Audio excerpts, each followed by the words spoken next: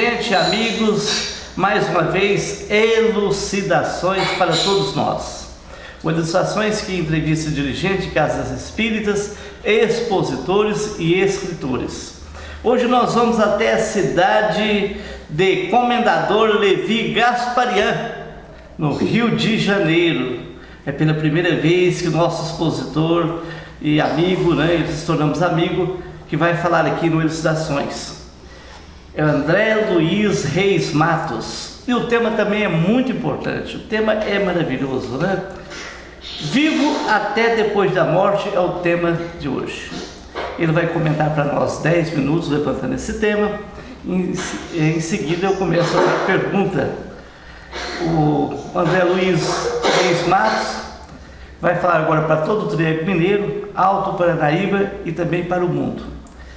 André Luiz, é um prazer enorme te receber. Um abraço. Prazer é todo nosso, alegria imensa de estar tendo essa relação, conhecer você, ver o seu trabalho, o trabalho que vocês fazem aqui. E eu deixo um abraço imenso dos amigos do Grupo Espírita Amor e Caridade, uma pequena casa espírita aqui da nossa pequena também, Comendador Levi Gasparian. Eu desejo muita paz a todos. Muito bem. O André, como eu já disse, ele é presidente da Casa Espírita Amor e Caridade na cidade de Levi Gasparian. Isso vai ficar conhecido. Com certeza. O tema Vivo até depois da morte. Você inicia falando, depois a gente começa com as perguntas. Fica à vontade, tá ok? Muito obrigado pela oportunidade mais uma vez. Estamos aqui realmente da pequena Comendador Levi Gasparian, muito próximo, meia hora, pela BR-040 da cidade de Juiz de Fora, Minas Gerais. Então temos um pouco aqui dos ares também da querida Minas Gerais. Essa temática é uma temática que nós abraçamos, gostamos muito, e ela teve início quando na nossa pesquisa de mestrado, eu sou historiador, servidor da Justiça do Estado há quase 30 anos, professor de História, que é a profissão que realmente eu gosto. E quando nós fizemos a pesquisa, nossa temática foi com relação à memória e à fotografia. E quando estávamos fazendo aquela pesquisa, justamente nós revemos a história da minha cidade natal, que é Três Rios, aqui pertinho, através da imagem fotográfica.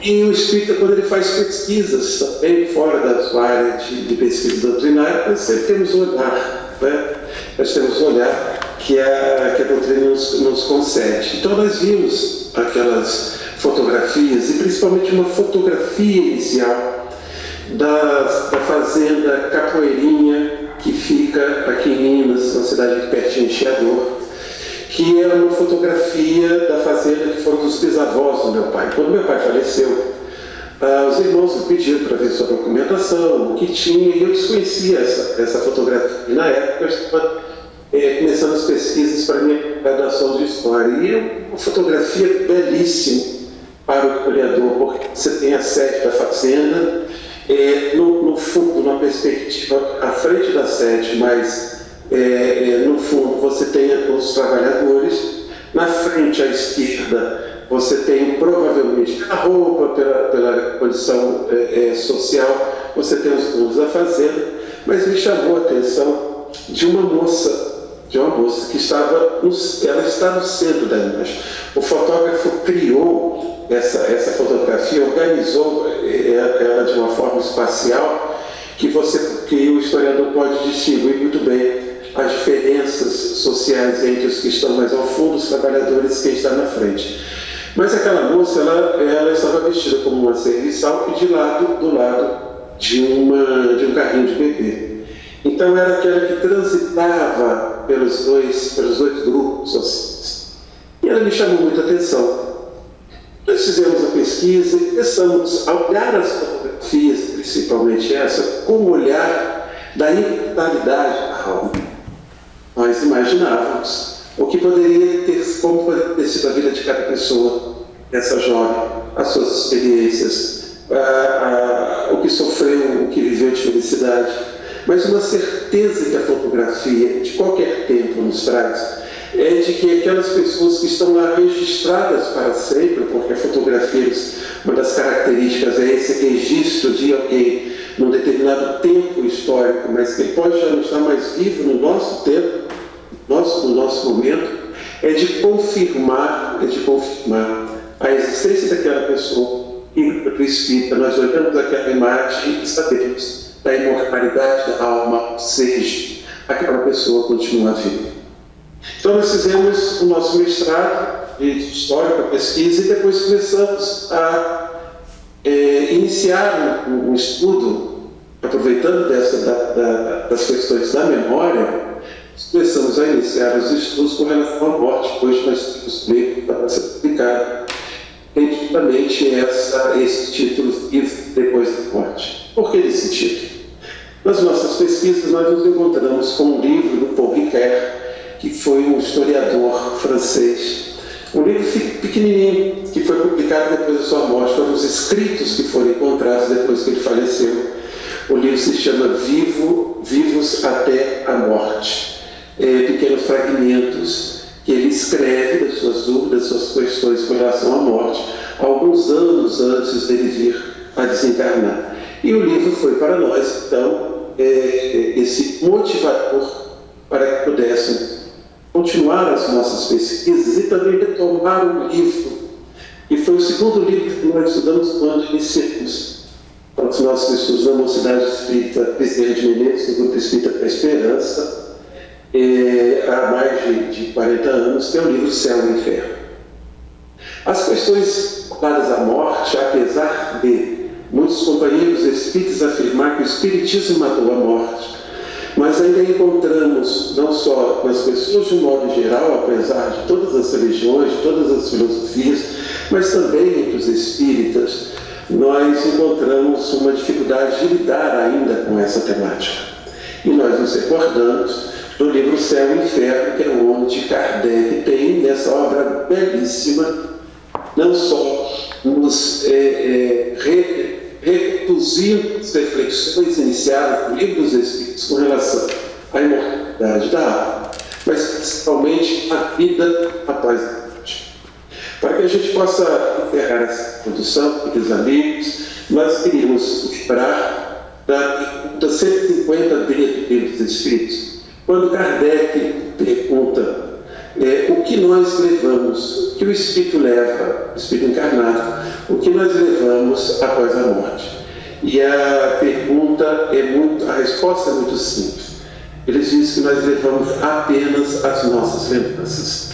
E por que isso? Porque a sede das nossas lembranças é a memória, e a memória é do Espírito.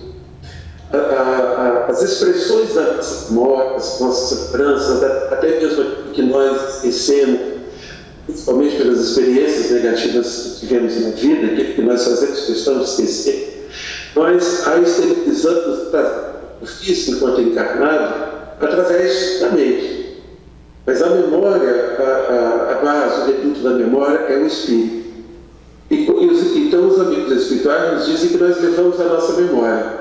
Inicialmente, o que está mais presente após o desencarne é a memória dessa última encarnação, nós levamos, mas mais consciente da nossa realidade no plano espiritual, nós vamos nos perceber em realidade, quanto espírito, que nós somos a soma das lembranças, das experiências, de todos os personagens que nós vivemos na última encarnação. Nós somos hoje o somatório desses personagens. Encarnados, nós temos limite dessas lembranças. Nossa memória, ela é mais atual, é das experiências que nós vivemos nessa encarnação. Mas além da comprovação da imortalidade da alma, a doutrina espírita nos conduz ao conceito de que a vida continua. E ela não continua na eternidade do céu ou na eternidade do inferno. Nós continuamos conscientes. E dessa forma, podemos afirmar sim que o Espiritismo matou a morte. Mas aí eu passo agora a minha, para que a gente possa começar nesse bate-papo, esse tema que eu gosto muito. Muito bem, André Luiz Reis Matos. Tema: vivo até a morte. Até depois da morte. Vivo até depois da morte. Isso. Vivo isso. Até depois da morte. Realmente, a doutrina espírita, ela vem matando a morte. Eu falei que nós até comemoramos Jesus vivo, né? Que há uma comemoração da morte de Jesus, a morte de Jesus. O espírita comemora Jesus vivo, não é, o André? Com certeza, até porque a maior dos ensinamentos de Jesus foi quando ele aparece após a crucificação para Maria vivo e pede para que ela vá dizer essa verdade aos apóstolos que se afastaram, que fugiram naquele momento, de que ele continua vivo. Essa foi a principal lição, porque tudo o que ele nos ensinou, e como ele afirmou, se resume no amar a Deus sobre todas as coisas, ao próximo como a si mesmo, se confirma com a realidade da vida após a morte, consciente, a nossa identidade que eu sou hoje, nós continuamos a ser. Tem uma história muito engraçada, se você me permite contar aqui, da minha cidade natal, aqui pertinho, Três Rios. Lá temos o costume, e eu sei que em algumas cidades também, de quando uma pessoa vem a falecer, passar o carro de som anunciando, né? Anunciando a morte daquela pessoa e tal. 7 dias depois, principalmente para os católicos, passa novamente o carro de som anunciando a missa, né? A missa de 7º dia. E é interessante que a falha é sempre a mesma, é o seguinte: estamos convidando para a missa de 7º dia da bondosa alma de fulano de tal. Então eu brinco que eu quero desencarnar em Três Rios, porque todos lá são bondosa alma, então vamos continuar vivos e numa condição muito feliz. Mas você lembrou muito bem de Jesus, que realmente foi aquele que confirmou que a vida continua, e mais do que isso, nós continuamos conscientes, o que eu sou hoje, continuo sendo depois da morte. O pessoal tem uma ideia muito cristalizada que não come carne na sexta, fica tudo aborrecido, né? Naquela data que Jesus foi a óbito, né? Faleceu. Aí que ele foi pregado na cruz. Aí um companheiro meu assim, eu falei assim: olha, o nosso espírito comemoramos Jesus vivo. Não tem essa de tristeza, né? Nós comemoramos Jesus vivo. Então, assim, por que pareça, as pessoas não compreenderam ainda Jesus ter aparecido após a morte, né? Parece que não entenderam. Mas, Levi, o André, é o seguinte, você falou uma coisa importante aí, nós levamos a memória, né? E que nós somos. Por isso que o reino dos céus está na memória de cada um, porque mente suja, mente conturbada, como é que fica no plano espiritual? Perfeitamente isso. André Luiz, Manuel Flamengo de Miranda, descreve em diversas obras para todos nós que nós adentramos ao plano espiritual com as nossas memórias. Só confirmam que os espíritos nos ensinaram nessa questão que aqui nós citamos. E como nós levamos as nossas lembranças, nós somos lá o que nós somos aqui. As nossas lembranças, que são expressões da memória, representam o que nós somos de inteligência, de emoção, de vícios, de virtudes. E a expressão disso tudo se faz no plano espiritual através do pensamento. Então, as diversas obras que nós temos que tratam sobre a vida após a morte, desde Memória do Suicídio, da nossa querida Ivone do Amaral, até as obras de André Luiz, pelo nosso querido Chico, todas as obras do Divaldo, com Manuel Flamengo de Miranda principalmente, vão nos trazendo situações na vida após a morte que confirmam aquele conceito que o céu e o inferno é um estado de consciência. Mas é um estado de consciência transitório. Isso que nos importa. Então, nós estaremos vivendo plenamente consciente após a morte, mas em situações, em experiências que vão traduzir o que nós sentimos, vão traduzir os nossos sentimentos, vão traduzir aquilo que nós pensamos. Então, quando André Luiz nos demonstra um período inicial de reequilíbrio numa região que nós conhecemos como umbral, que muitos dos espíritas confundem como se fosse um inferno, não é? É um espaço transitório, é um lugar onde nós passamos para depois, consciente da nova realidade, principalmente aqueles que desencarnam aguardando outras realidades, os que vivem uma vida não preocupados com a vida após a morte, é uma vida muito mais apegada à transitoriedade da nossa existência material, não se preparam para essa nova realidade, que aliás não é nova. André Luiz nos lembra sempre que nós já vivemos, já morremos diversas vezes. Nós não deveríamos, o espírita não deveria ter preocupação com a morte, porque já morremos. Só não lembramos, mas nós já morremos. Mas toda a realidade que nós vamos estar vivendo após a morte, diante das leis divinas, diante da misericórdia de Deus, isso que às vezes nós nos esquecemos, que o conceito de inferno, se fosse verdade, não é expressão de misericórdia de Deus. E Deus é Pai que nos ama. Então, os estados da mente, os estados da vida após a morte, são transitórios, principalmente os desequilíbrios, mas são apenas consequência dos estágios, do estado, do pensamento, da memória, daquilo que verdadeiramente nós somos ao deixarmos essa matéria do corpo físico. Muito bem, um primeiro recado, olha, você que nos acompanha, você também pode ser um voluntário do Núcleo Social Jesus Nazaré, uma entidade que atende pessoas da terceira idade e pessoas com transtornos mentais. Você pode ser um voluntário, fazendo uma visita, levando suas doações. Marque uma visita no telefone 3235-3129, 3235-8010. Vale a pena você participar e colaborar dessa entidade. O outro recado é para você, meu amigo, minha amiga, que está acompanhando agora aí o nosso expositor André Luiz Reis Matos, com o tema Viva até depois da morte. Você adquirir o Livro dos Espíritos. Livro dos Espíritos com 1019 perguntas e 1019 respostas. O Allan Kardec, em 1857, fez as perguntas aos benfeitores espirituais e eles deram 1019 respostas. Vale a pena você adquirir, comprar e ter aí na sua casa.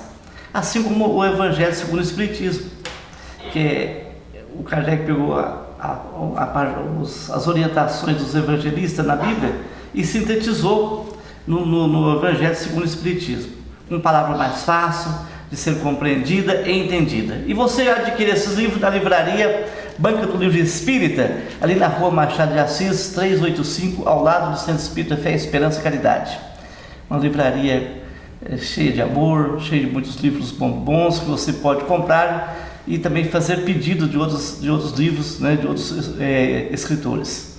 Vale a pena. Banca do Livro Espírita, ali na rua Machado de Assis, entre a Avenida Afonso Pena e a Avenida João Pinheiro, ao lado do Centro Espírita Fé, Esperança e Caridade.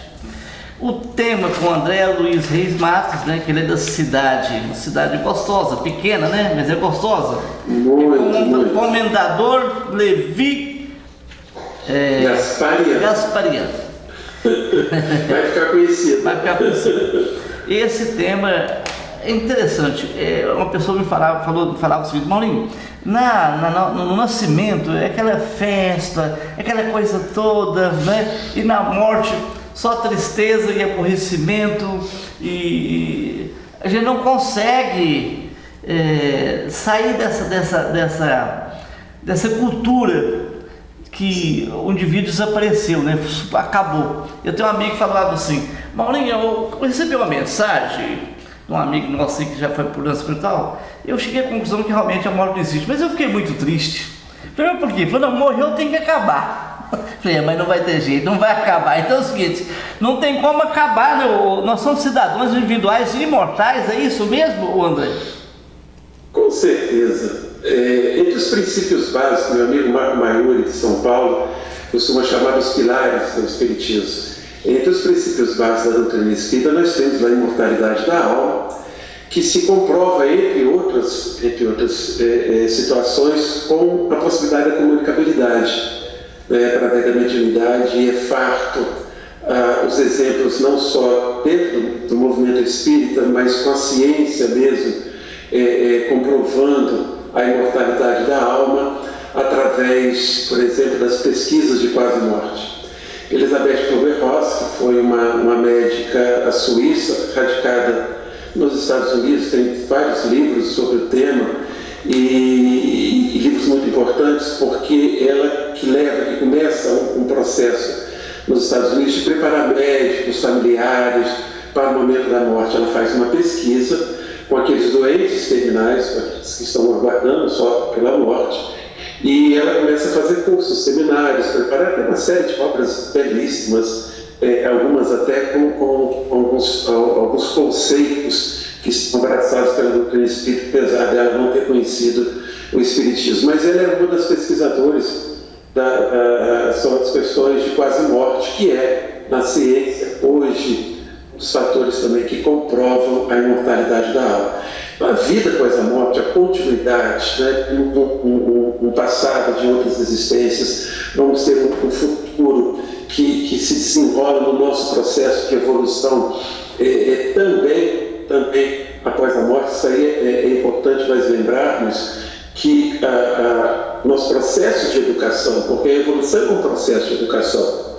Joana de Ângeles nos diz que a educação não se faz de fora para dentro, mas de dentro para fora, desse potencial divino que todos nós trazemos como filhos de Deus. E a evolução é esse processo de retorno àquele que nos criou.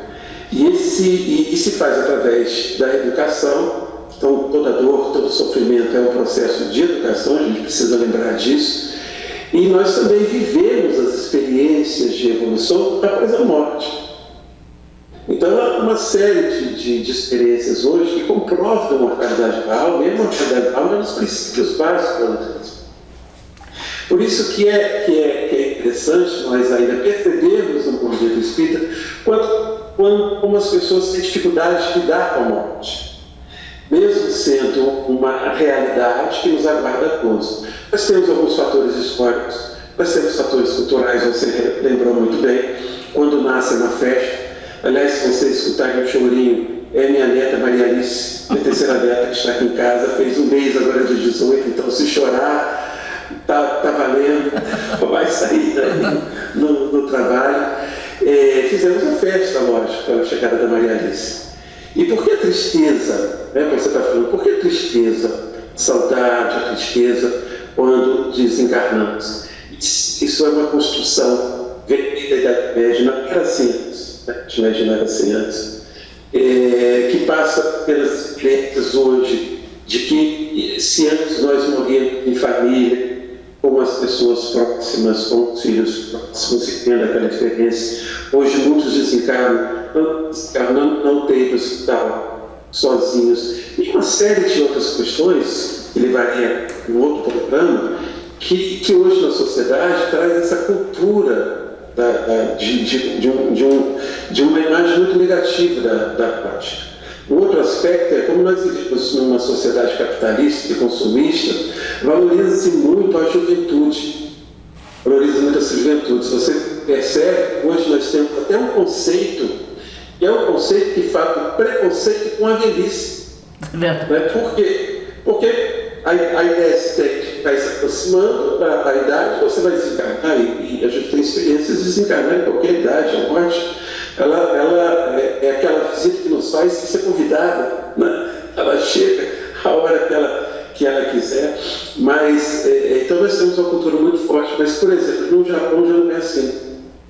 No Japão já faz uma festa, porque o conceito da sobrevivência está muito mais enraizado na cultura. Infelizmente, na nossa cultura cristã ocidental, velhice, dor, você começa a ficar mais lento, não se respeita o conhecimento, a experiência das pessoas mais velhas. Antigamente era assim, né?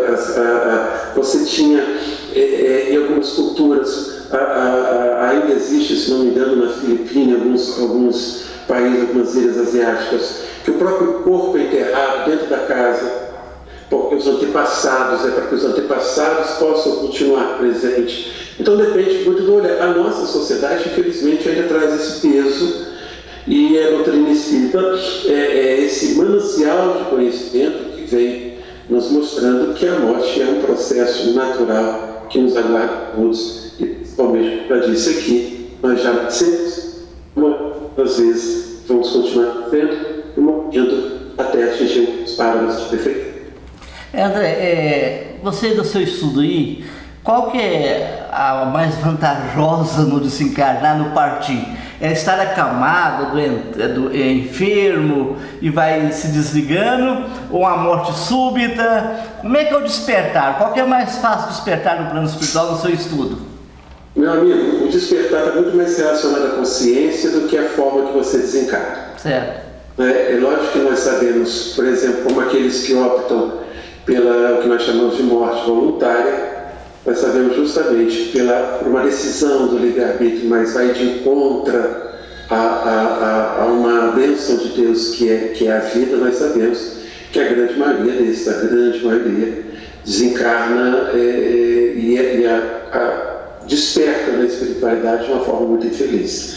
Mas todo aquele que se prende à vida material, às paixões materiais, à transitoriedade da vida material, tem um desenlace mais difícil. Mas há uma experiência, para você ver, essa pergunta sua é muito boa, porque tem uma experiência que está no livro, e eu tenho uma série de estudos no YouTube com relação a esse livro, que é o livro Além da Morte, do Divaldo Pereira Franco, pelo espírito de Otília Gonçalves. Por que acontece com a Otília? Na descrição do livro, a Otília, olha só, ela era espírita, trabalhava na evangelização, ela ajudava na Casa do Caminho lá com o Divaldo Pereira Franco, e ela passa por um momento de desarmonia, de um sofrimento após o desencarne. E a gente fica perguntando por quê? Como é que pode uma espírita? E aí nós vamos, nos relatos iniciais, nós vamos entender por quê. Ela não aceita o desencarne. Ela não aceita aquele momento. Para ela deveria continuar viva, porque ela queria evangelizar, E aí ela passa por aquela experiência que não acontece com todos, de que é ver aquele resumo da sua vida, isso não acontece com todos. E aí ela vai percebendo algumas opções equivocadas que ela teve. E ao não aceitar a sua morte, ela vai de encontro com as determinações da lei de Deus, que estabeleceu a necessidade que ela desencarnasse naquele momento, mesmo ainda atuando no movimento espírita, mesmo envolvendo com tudo aquilo. Então ela passa um período ainda presa ao corpo, ela é levada a assistir a sua missa, o seu velório, aliás, e ela ainda sente sensações do corpo em decomposição, e a gente está perguntando isso por que foi espírita? Porque não estava preparada para a morte, ela mesmo disse isso. Que todos os estudos que ela fez sobre a morte, ela não esperou aquelas informações para que se preparasse melhor para a morte. Então você me diz, quem vai chegar com esse tempo? Quem está com o tempo doente, vai desencarnar aos poucos, ou sofrer um acidente? Não é a forma de morrer, não é a forma do desencarne, mas é como nós chegamos no plano espiritual. É a nossa consciência, é o que vai no nosso coração. Isso é que vai determinar períodos mais longos ou menos longos de desequilíbrio. André, pode acontecer do indivíduo desencarnar e nem saber que desencarnou? Sim, perfeitamente. Nós tivemos diversos relatos. Justamente, por que o Espiritismo trata disso? A gente tem que fazer com a mão assim para saber o que tem que fazer. O que tem que fazer? Eu estou vivo, eu estou morto, onde eu estou? Existe uma frase da Joana Fernandes que ela diz que o amor de Deus está presente em todos os lugares do universo. Ninguém desencarna está sozinho. É uma outra questão que os Espíritos nos trazem também. Ninguém desencarna está sozinho. Nós temos sempre almas que desejam o nosso bem e que estão ao nosso lado. Vamos buscar o exemplo do André Luiz. O André Luiz, desde antes do seu desencarne, sua mãe fazia oração por ele. A sua mãe estava do lado dele e ele não enxergava. Mas nós sempre temos aqueles que nos amparam e pelas orações vão nos ajudando a tomar consciência da nossa realidade. Temos diversos relatos de espíritos presos nas nossas reuniões mediúnicas, de espíritos que num primeiro momento não conseguiram perceber que estão desencarnados. Retornam para os seus lares, acompanham os seus entes queridos. Nós temos algumas fotografias, que são fotografias que a própria ciência não conseguiu dizer que existe fotografia muito interessante de um carro se preparando para ir embora do velório.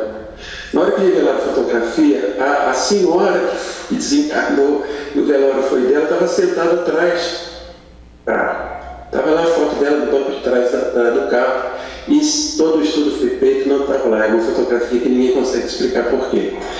É a não consciência da vida após a morte. Então vai passar por um período que os espíritos chamam, está lá no livro dos espíritos, que a gente chama de perturbação. Então aquela pessoa chega em casa, ela não sabe porque ninguém não está ouvindo ela não consegue se comunicar, começa a não conseguir pegar as coisas que eram de suporte. Por isso que é muito importante o equilíbrio e a oração para todo aquele que desencarna, principalmente para quem desencarna, por exemplo, na morte voluntária, que vai passar um período de perturbação muito maior. Muito bem, mais um recado. Você que acompanha sempre Elucidações, estamos te convidando para ser um trabalhador, um voluntário do Núcleo Social Jesus Nazaré. Para você ajudar os idosos da terceira idade, as pessoas com transtornos mentais, são 2 unidades separadas. Por favor, acompanhe, faça suas doações. Você pode levar alimentos, calçados e várias outras coisas que você puder ajudar. 3235-8010, 3235-3129, telefone para você marcar uma visita e levar suas doações. Nós estamos entrevistando hoje o André Luiz Reis Matos, né? Ele que trazendo um tema para nós, vivo até depois da morte, que é da cidade Comendador Levi Gasparian, né? E esse tema é muito importante, porque a gente tem muito medo da morte, né? E assim, interessante que que nem você falou, pode ocorrer desencarno, nem sabe que desencarnou. Leva anos para descobrir que desencarnou ou temporariamente, André? Não temos como definir, olha só, não temos como definir o tempo. Cada caso é um caso? Cada caso é um caso. E por que isso? Como entender isso? Porque é uma questão de consciência, aquilo que nós falamos. Nós, os espíritos, está lá, 150b, nós só levamos as nossas lembranças. Não levamos nada dos bens materiais, não levamos esse corpo físico. O que acompanha o espírito é o corpo espiritual ou perispírito, é o corpo, né? A veste do espírito no plano. Então, as lembranças, se eu, por exemplo, me apegar demais a um determinado lugar, aquelas histórias de fantasmas, dos castelos medievais, dos castelos ingleses, que viram filmes, quantas e quantas vezes são espíritos que ainda ficaram ali presos àquele lugar, né? Presos àquele momento, presos àquele espaço. E transcorre anos e anos, séculos às vezes, até que ele tome consciência. Então é um estado da alma, é transitório, mas depende do quanto nós estamos presos às questões de ordem material. André, então a pessoa mais espiritualizada tem mais facilidade de entender. Por exemplo, você falou também aí que todo mundo tem alguém para esperar do lado, até o vagabundo, vamos dizer assim, aquela palavra bem grossa do indivíduo que só prejudica aqui, fala assim, esse aí foi uma limpeza. Ele tem alguém esperando ele de lá, André? O Chico conta uma história do espírito Chico Xavier. Ele fazia visitas a presídios, né, lá na sua região. E todas as vezes que voltava, as pessoas perguntavam: Chico, o que você viu lá? Você viu muitos obsessores? Que é um preconceito nosso de achar que essas pessoas só têm o seu lado obsessores. O Chico falou: não, vi muitas mães. Todos têm uma mãe. Seja dessa encarnação. E a mãezinha está junto, Mãezinha está junto. Imagino que paizinho também, isso é um protesto que eu quero fazer das obras espíritas. Não é possível que não apareça um pai. Não é possível. Eu amo tanto os meus filhos, será que não vou poder aparecer para ajudar? Vamos fazer um protesto, escrever uma obra em que apareça um pai. Mas com certeza o amor de mãe é imensurável. Só isso porque esse exemplo vem na nossa brincadeira aqui. Não é sério, a nossa brincadeira é séria. Sempre há alguém que ama, né, que está junto, que deseja o bem. E é a expressão da misericórdia, do amor de Deus, quando nós entendemos que nunca estamos sozinhos, nem depois da morte. Outro recado: você papai, você que é mamãe, por favor, encontre aí ou busque uma casa espírita mais próxima do seu bairro e leve suas crianças para as aulas de evangelização.